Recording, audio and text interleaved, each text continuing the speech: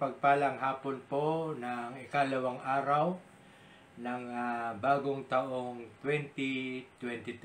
Purihin po ang Panginoon sa inyong mga buhay.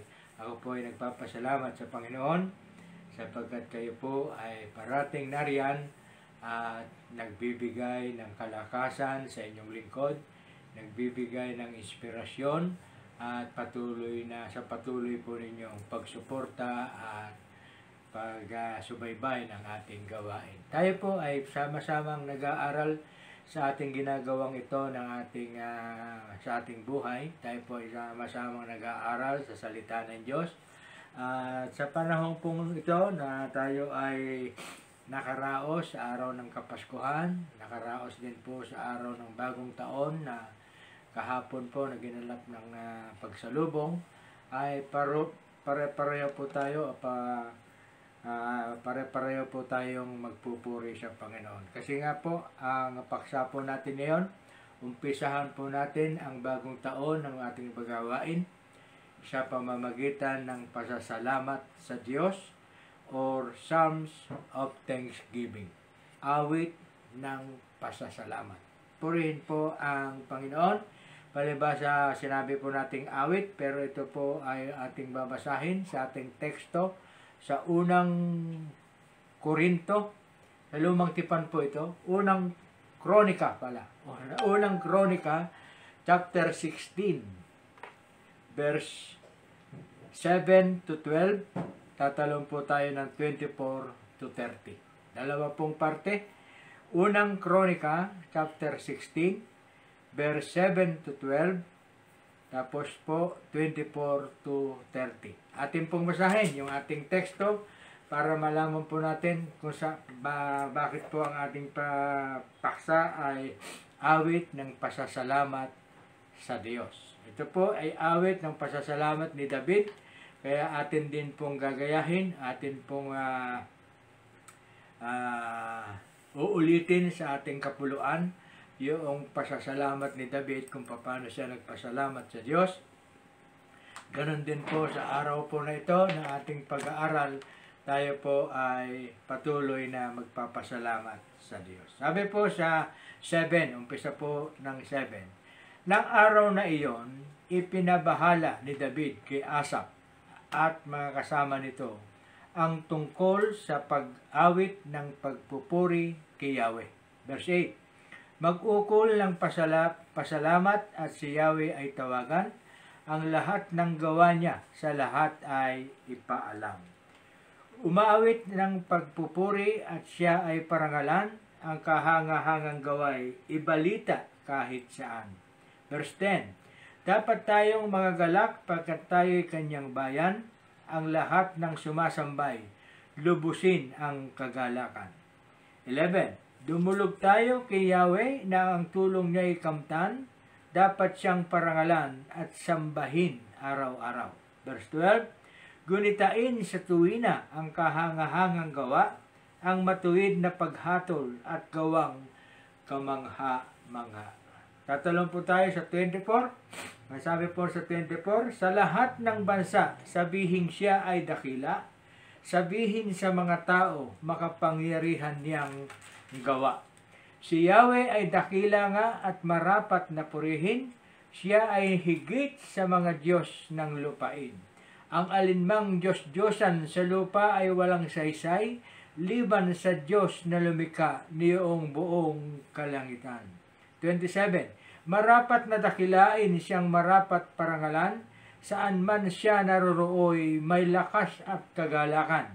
Si Yahweh ay papurihan ng lahat ng mga bansa, dapat siyang kilalanin na marangal at dakila. Verse 29, ang lahat ay kumilalang dakila ang kanyang ngalan, lumapit ang bawat isa na may haing iaalay.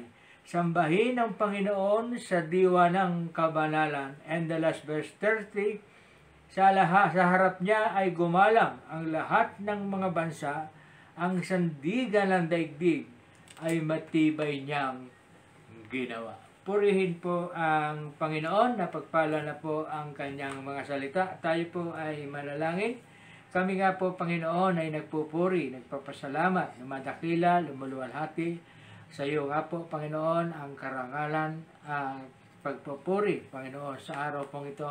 Hayaan niyo po, Panginoon, na umpisahan po namin ang aming pangangaral sa bagong taong ito na pinagkaloob mo sa amin, na ikaw ay aming mapasalamatan, ikaw ay aming mapuri, ikaw ay aming maitaas, maihayag sa aming mga kalagitnaan. Ikaw lamang, Panginoon, ang dapat parangalan sa lahat po ng oras, sa araw-araw at sa lahat po ng panahon.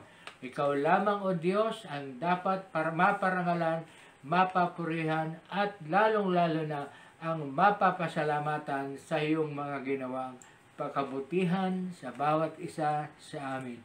Salamat po, Panginoon, at muli nga po, Panginoon, ay tinataas ko po sa iyo ang lahat po ng naabot ng gawain ito, nanonood, nag-review later.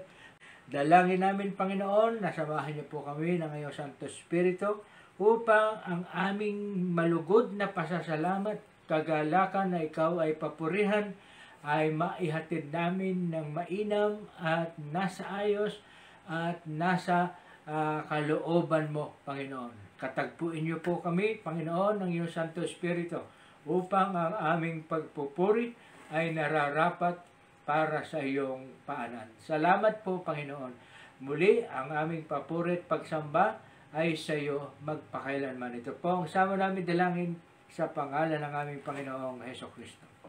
Amen. Amen. Hallelujah.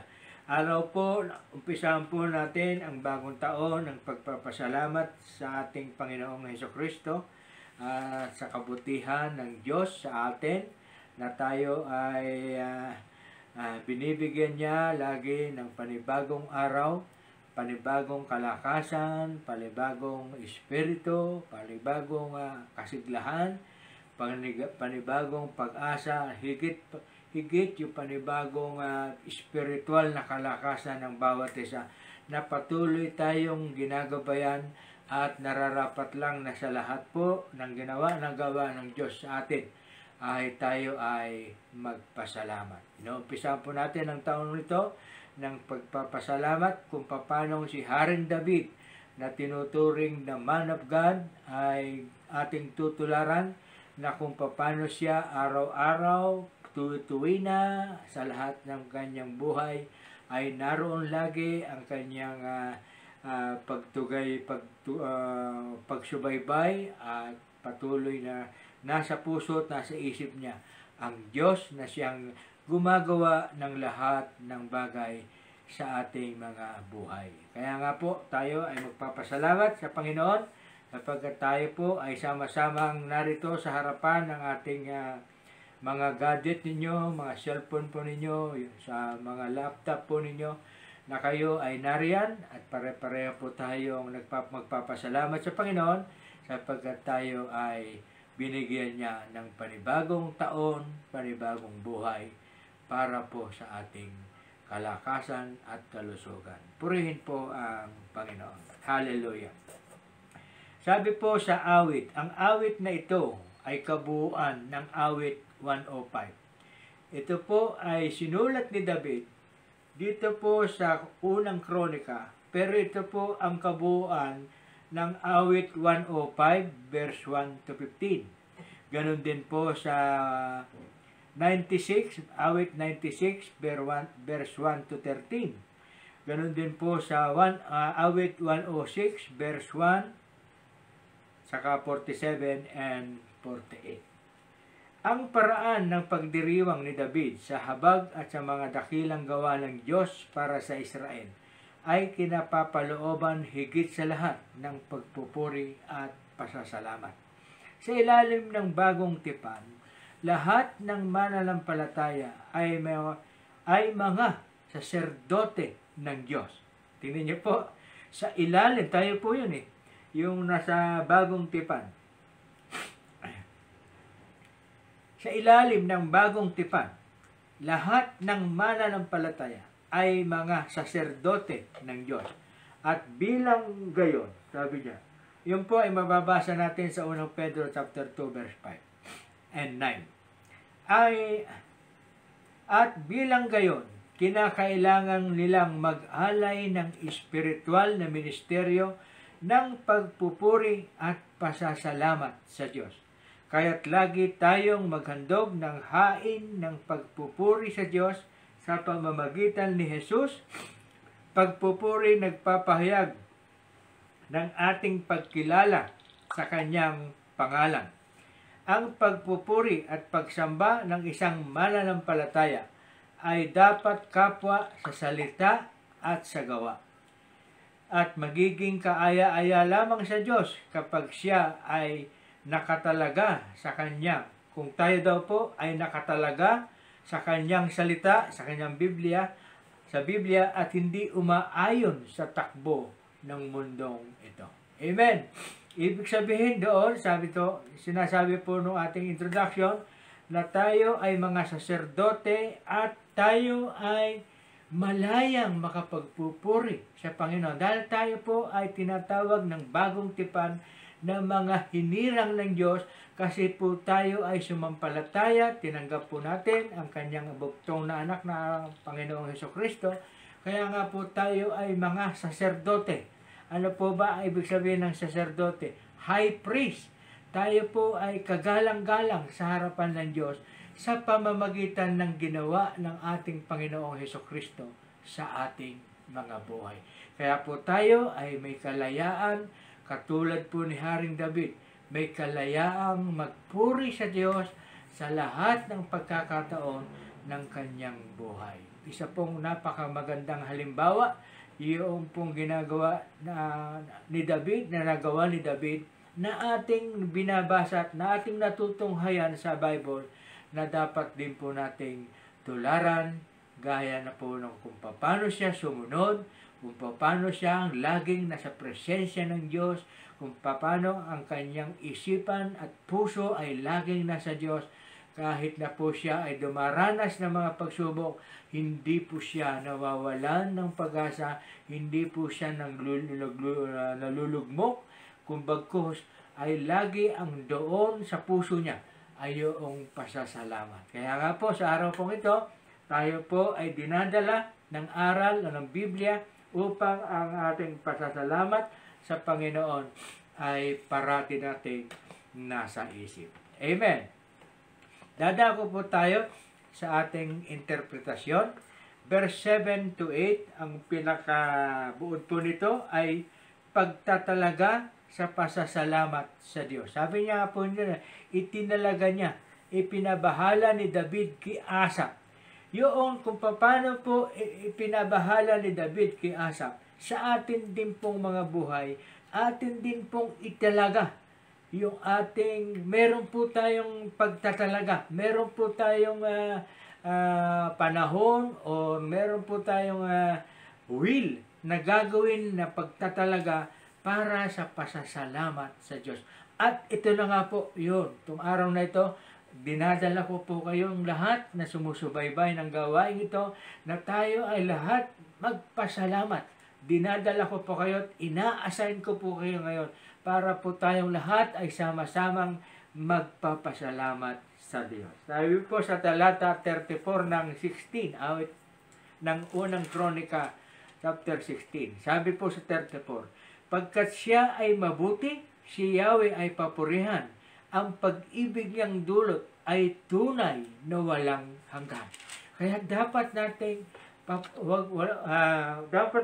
papurihan at pasalamatan ng Diyos ng walang patid. Kasi nga po, yung kanyang walang hanggang pag-ibig sa atin ay hanggang mula noong umpisa, hanggang sa ngayon, at hanggang bukas ay hindi nagbabago ang kanyang pag-ibig sa atin.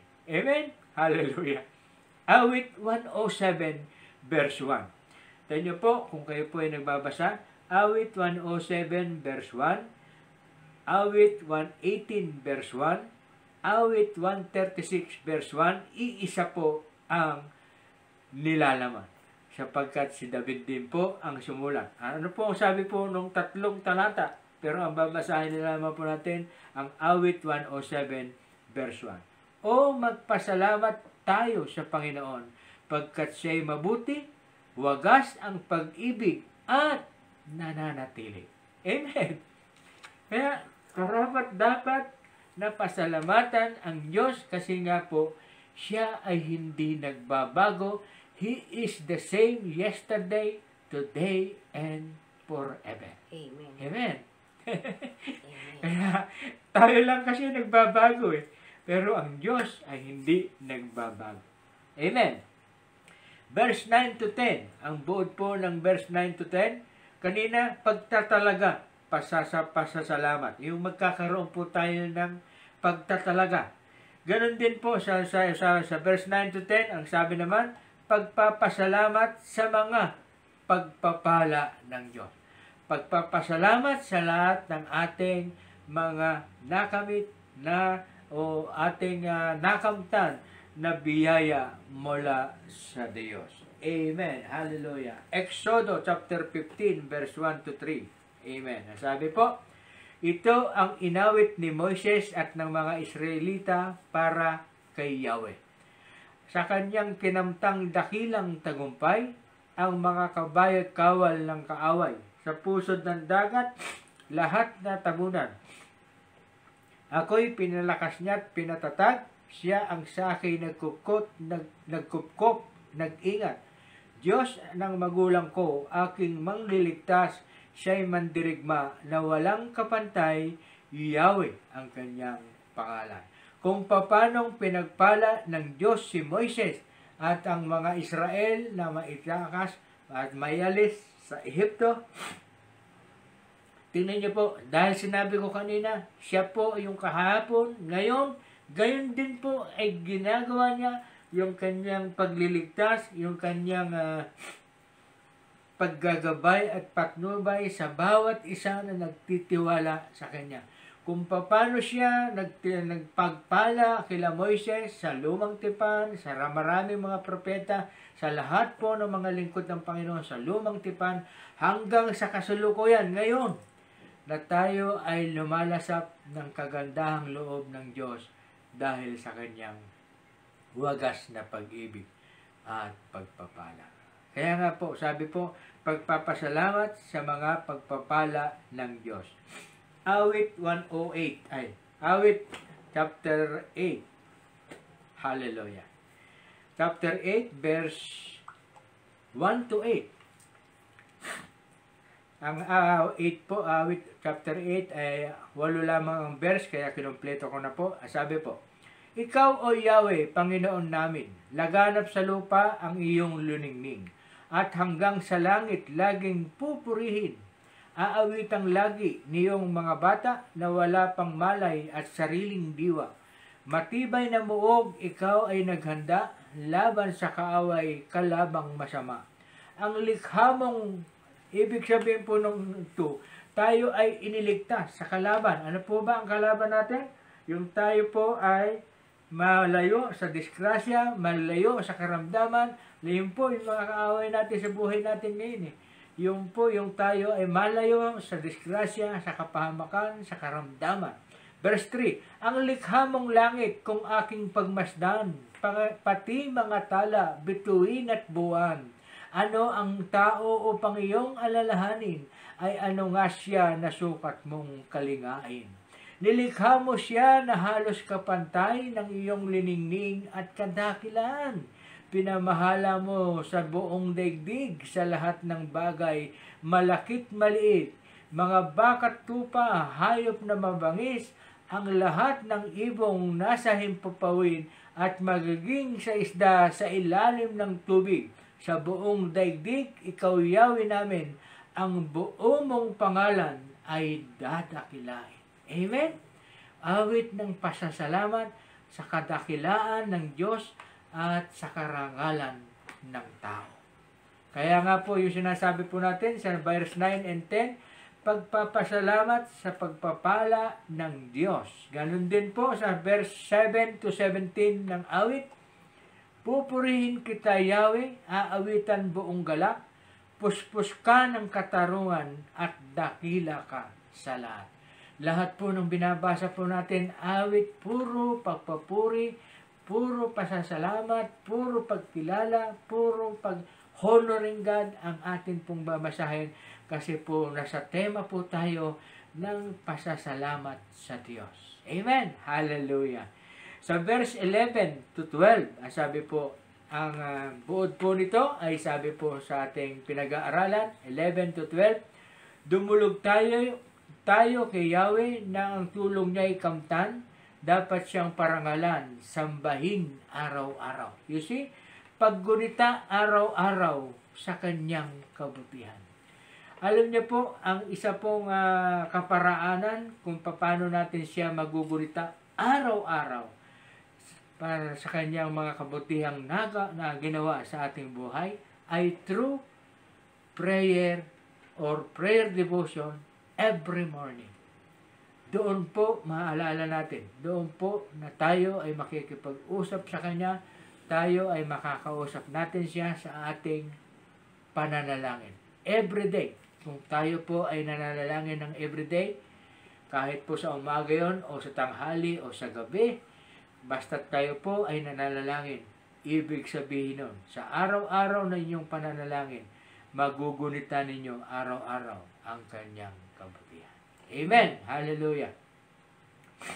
Awit 27. Hallelujah. Sa awit 27, atin pong bukletin ang awit 27, verse 1 to 6. Tanglaw ko'y si Yahweh, aking kaligtasan, kaya walang takot ako kanino man. Ibig sabihin, wala po tayong katatakutan pagka tayo ay nasa piling niya. Sa mga panganib, kanyang iingatan, kaya naman ako'y walang agaw-agaw. Kung ang aking buhay ay pagtatangkaan, niyong masasama sila'y mabubuwal. Kahit salakayin ako ng kaaway, magtitiwala rin ako sa may kapal. Amen? Sabi niyo po yung mga salita at mga ginagawa ni Haring David sa kanyang buhay na ating natutunghayan. Katulad po nito. Siya po ay laging nakasandal at umaasa sa ating Panginoong Hesukristo. Ganon din po sa awit 77. Hallelujah. Basahin po natin ang awit 77, verse 11 to 14. Hallelujah. 11 to 14. Kaya aking babalikan, gunitain ang ginawa. Lagi po natin alalahanin, lagi po natin gugunitain ang mga ginawa ng Diyos. Ang maraming ginawa mong tunay na kahanga-hanga. Sa lahat ng ginawa mo, ako'y magbubulay-bulay. Magbubulay-bulay ako sa diwa ko at isipan. 13. Ang daan mo, Panginoon, ay tunay na daang banal at wala ng ibang Diyos na sa iyo'y ipapantay. Ikaw ang Diyos na ang gaway tunay na kahanga-hanga. Iyang kadakilaan mo'y nahayag na sa lilika. Dahilan sa iyong lakas, ang mga hirang mo'y natubos, ang lahat ng mga angkan sa ni Jose at ni Jacob. Purihin po ang Panginoon. Andun po yung kanyang paggunita sa kanyang mga nagawang kabutihan sa ating mga buhay. Ganon din po sa talata 23. Awitan ang Panginoon ng lahat ng daigdigan, ang kanyang pagligtas, ipahayag araw-araw. Yung po sa verse 23 po ng ating teksto, unang Kronika chapter 16. Kasi po yung ating teksto ay 7 to 12. Tumalong po tayo ng 24 to 30. At binasa po natin yung 23, yung paggunita sa Panginoon. Paggunita araw-araw sa kanyang kabutihan. Yun po yung binasa ko, sabi po, awitan ng Panginoon ng lahat sa daigdigan ang kanyang pagliligtas. Ipahayag araw-araw. Paano po ipapahayag araw-araw? Tayo po ay magpapasalamat sa pamamagitan po ng ating pananalangin araw-araw. Purihin po ang Panginoon. Verse 24. Yan po yung 24 naman. Babasahin po natin. Sa lahat ng bansa, sabihin siya ay dakila. Sabi po, paghahayag ng kadakilaan ng Diyos. Paghahayag. Katulad po ng ginagawa po natin ngayon. Ating ipinahayag ang kadakilaan ng Diyos, atin siyang pinasasalamatan. Awit 96, sabi po.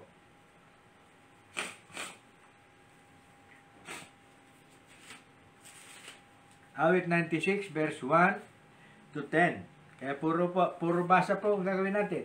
Puro papuri sa Panginoon. Sabihin nyo, kulang po yung mga sinulat ko, kaya pinili ko na lamang po para po sa magkasa sa ating oras.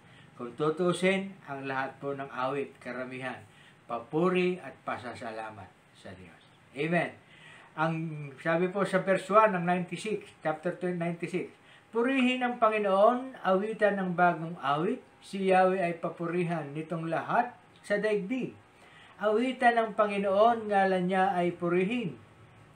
Araw-araw ang ginawang pagliligtas ay banggitin. Tingnan po, kahit sa ay ipahayag na si Yahweh ay dakila, kahit saan.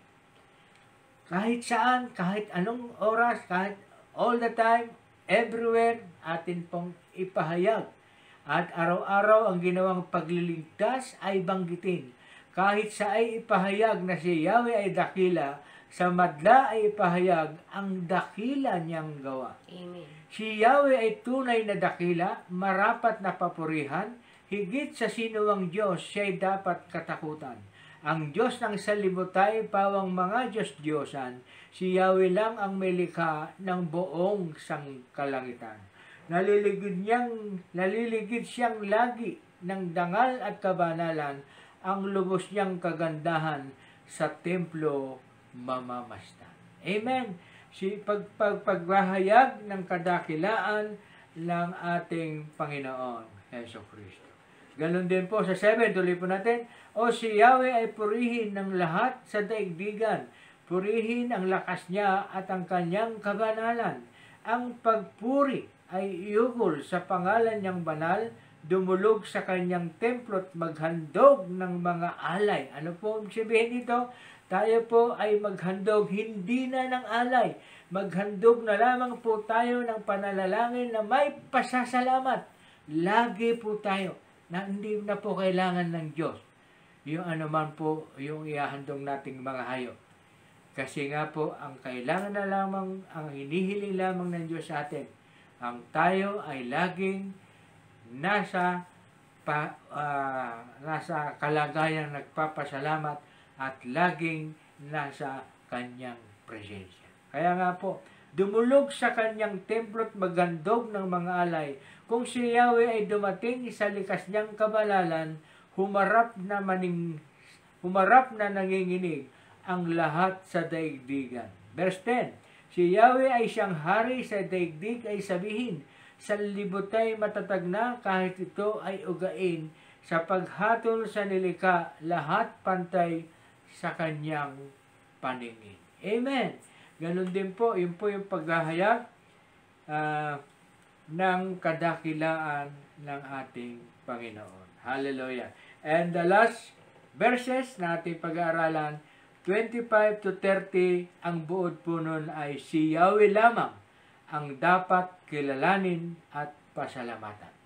Wala na po tayong dapat ibang pasasalamatan kundi ang Diyos Ama, Diyos Anak at Diyos Espiritu Santo. Sila lamang po ang ating pasasalamatan. At wala na pong iba. Awit 18. Bakit po? Siya po sa awit 18. Basahin po natin. Hallelujah. Awit 18 verse 1 to 3. Napag-aralan na po natin to. O Panginoong aking kalakasan, iniibig kitang tunay. Si Yahweh ay batong di matitibag, matibay kong muog at tagapagligtas. Ang Diyos na ang sa akin nag-iingat, tagapagtanggol ko at aking kalasag. Sa iyo, O Yahweh, ako'y tumatawag, sa mga kaaway ay niligtas. Purihin si Yahweh. Amen. Siya lamang ang dapat maparangalan. Sa awit 76, basahin din po natin ang awit 76. Hallelujah. Awit 76 verse 7 and 8, ang sabi po, Ikaw, O Yahweh, kinatatakutan. Sino ang tatayo sa iyong harapan? Kapag nagalit ka sa mga kinapal, sa iyong paghatol na mula sa langit, ang lahat sa mundo ay takot at tahimik. Nang ikaw tumayo't gawin ang paglitis, naligtas ang mga api sa daigdig. Hallelujah! Purihin po ang Panginoon. Kasi po si Yahweh lamang ang dapat kilalanin at pasalamatan. Ibig po sabihin nito, wala po tayong dapat kikilalaning ibang Diyos maliban sa Diyos Ama, sa Diyos Anak, at sa Diyos Espiritu. Karamihan po kasi sa atin, pagdating po ng January, naghahanap po tayo nagbabasa po tayo ng horoscope. Yung sinabi ng mga bituin, yung sinabi ng mga punsoy expert, maasa po tayo doon. Sabi po nung pinag-aaralan natin, sa Diyos lamang tayo magtiwala, sa Diyos lamang po tayo. Wala naman pong katotohanan yung hula, horoscope, gaganda. Kasi po gusto natin, ganito po natin Merong game sa Facebook, yung may game na pipindutin mo, ang horoscope mo. May nabasa na po ba kayong masama? Puro papuri. Kasi nga po, inaaliw kayo. Niloloko kayo ng mga horoscope. Ikaw ay giginhawa, ikaw ay ganito. Wala po na sinasabi na ikaw mag-ingat ka. Ganun, wala po. Puro po, ano tawag dito? Panloloko. Puro pambobola. Gaganda kang lalaki. Wala pong katotohanan. Yayaman ka sa taong ito, sasabihin mo ng mga horoscope. Sundin, nako po. Sabi po nito, ang buod po kasi ng 25. Basahin po natin yung 25. Hallelujah. 16 to 25. Ang sabi po, sa 25, si Yahweh ay dakila nga at marapat na purihin. Siya ay higit sa mga Diyos ng lupain. Kaya nga po, ang alinmang Diyos ay sa lupa ay walang saysay, liban sa Diyos na lumikha niyong buong kalangitan. Kaya po tayo, ang dapat lamang nating kilalanin at dapat nating pasalamatan para po umigi ang ating buhay. Tayo po ay sa Diyos lamang magpasalamat. Amen? Hallelujah. Ang sabi po sa 89, awit 89, hallelujah. Verse 6 to 9. Sinong kaparis mo sa doon sa itaas, walang ibang Diyos na iyong katulad. Wala nga eh. Siya lang ang po. Siya lang ang talaga dapat nating pasalamatan. Sa pagtitipon man ng lahat ng banal, taglay nila'y takot at buong paggalang. O Panginoong Diyos, wala kang katulad sa kadakila at laging pagtatabag. Sumusunod sa iyo, dagat mang mabangis, alon mang malaki, napapatahimik. Amen. Tingnan niyo po yung kapangyarihan ng Diyos.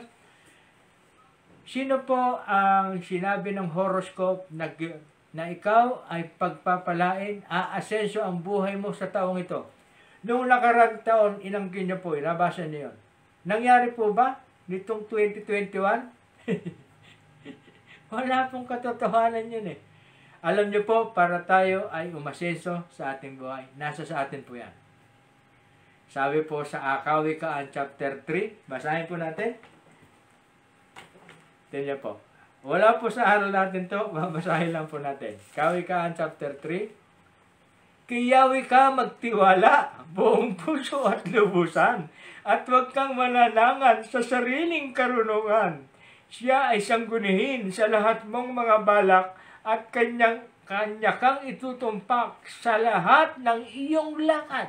Amen. Magsikap po tayo. Tayo po bumanat ng ating buto at umasa po at umiling sa Diyos ng kanyang kalakasan. Alam niyo po, bibigyan tayo ng kalakasan ng Diyos. Iaalis niya kayo sa karamdaman. Dahil pag ang tao nagkaramdaman, paano ka magkapagtatrabaho? Pag ang karamdaman nila dumapo sa iyo, hindi ka aasenso. Magagastusan ka pa. Samantalang kung ikaw ay magtitiwala sa Diyos, magpapasalamat, sa kanyang kabutihan, umasa sa kanyang tulong, doon po tayo umasa. Huwag po tayo doon sa mga sinabi ng bituin. Sinabi po ng mga feng shui expert. Amen. Hallelujah. Purihin po ang Panginoon. And the last, babasahin ko po, baka magalit ang Panginoon pag galagpasan ko, ang awit 102. Hallelujah. Praise God. Awit 102, verse 25 and 28. Ang sabi po, ikaw ang lumikha nitong daigdigan at likha mo rin pati kalangitan. Maliban sa iyo, lahat mapaparam at tulad ng damit masisirang tunay. Sila'y bibihising parang kasuotan. Mananatili ka't hindi magbabago. Walang pagkatapos ang mga taon mo. Ang mga anak ng iyong mga lingkod, mamumuhay namang panatag ang loob. Magiging matatag ang kanilang angkan. Sa pag-iingat mo, sila ay tatagal. Kaya dyan sa Diyos lamang po tayo, sa kay Yahweh lamang tayo ang dapat kilalanin at pasalamatan sa ating mga buhay. Amen? Purihin po ang Panginoon. Marami pa pong sa aklat ng awit, unang kronika, marami po sa Biblia nagsasabi na tayo ay mga salita ng pagpupuri, pasasalamat sa Diyos. Kakunti pa lamang po yung binasa natin, bagamat 5 minutes na lamang para sa ating regular time na Bible study interpretation. Amen. Conclusion. Hallelujah. Hallelujah. Purihin po ang Panginoon. Sabi po ng ating conclusion, ang ating kagalakan at kasiguraduhan at ang ating kalayaan mula sa alalahanin ay nakabatay sa ating pasasalamat sa Diyos. Amen. At sa ating pagtsatsaga sa paghanap sa Kanya araw-araw. Pagtsatsaga sa pananalangin. Amen. Ang lahat ng patuloy na tumatawag sa Panginoon ng may pasasalamat ay magkakaroon ng katiyakang siya'y kasama at magiging kanilang handang maging kanilang handang saklolo sa buong buhay nila. Sabi po sa awit 46 verse 1, sabi po, ang Diyos ang lakas natin at kanlungan at handang saklolo kung may kaguluhan. Ganon din po sa Pilipos chapter 4 verse 6 to 7. Ang sabi po, huwag kayong mabalisa tungkol sa anumang bagay. Sa halip ay hingin ninyo sa Diyos ang lahat ng inyong kailangan sa pamamagitan ng panalangin may pasasalamat. Amen. Huwag po tayong umasa sa hula. Amen. Hingin ninyo sa Diyos ang inyong kailangan sa pamamagitan ng panalangin may pasasalamat. Amen. At ang hindi malirip na kapayapaan ng Diyos ang mag-iingat sa inyong puso at pag-iisip sa pamamagitan ni Hesukristo na ating Panginoon. Amen. Salamat po, Panginoon. Salamat po sa iyong kabutihan. Salamat sa iyong paalala na ikaw lamang ang aming mapasalamatan. Tayo po ay manalangin. Muli, akin po inaanyayahan ang lahat po ng nanonood, nakakaabot ng gawain ito sa YouTube. Please do subscribe sa channel na ito at patuloy po ang aking panyaya. Sa comment section, pwede po kayong humiling, mag-request ng prayer. Ano man po ang inyong nais na ipag-pray namin, ilalapit sa Panginoon. Tayo po ay manalangin. Banal at dakilang Diyos na makapangyarihan sa lahat. Tunay nga po, Panginoon, na ang lahat ng pasasalamat, lahat ng kapurihan, lahat ng kadakilaan, lahat ng kahangahangang ginawa mo sa buhay namin ay naming pasasalamatan. Pasasalamatan namin sa araw-araw ng aming buhay. Tunay nga po, Panginoon, na napakadakila mo. Ikaw ang Diyos na hindi nagbabago mula kahapon, ngayon at bukas. Ikaw ang Diyos ng awa, Diyos ng pag-ibig, walang hanggang pag-ibig, Panginoon, ang ipinagkakaloob mo sa amin. Marapat lamang na ikaw ay aming mapasalamatan sa umpisa po ng taon ng aming buhay, sa taong 2022, ay dalangin namin, Panginoon, ang kapayapaan mo, ang kaaliwan mo, ang iyong gabay at patnubay po sa bawat isa sa amin. Lalong-lalo na, Panginoon, ang dalangin namin na ang COVID, lalo na ang bagong variant na Omicron ng COVID-19 ay malusaw in the name of Jesus. Lusawin mo nga po, Amen. Panginoon, Hallelujah. ang COVID na ito at huwag na pong lumaganap at lahat nga po, Panginoon, ay makabangon at magkaroon nga po, Panginoon, ng kagalakan na ikaw ay aming mapasalamatan sa aming mga buhay. Salamat po, Panginoon. Muli, ang papuri at pagsamba ay sa iyo magpakailanman. Ito po ang sama ko talangin sa pangalan ng aming Panginoong Hesukristo. Amen. Muli, ang gabay, patnubay, pagpapala, pag-iingat, kagalingan nagmumula sa ating Panginoong Hesukristo ay sumahan niyong lahat. Bye-bye now. To God be the glory. Love you all.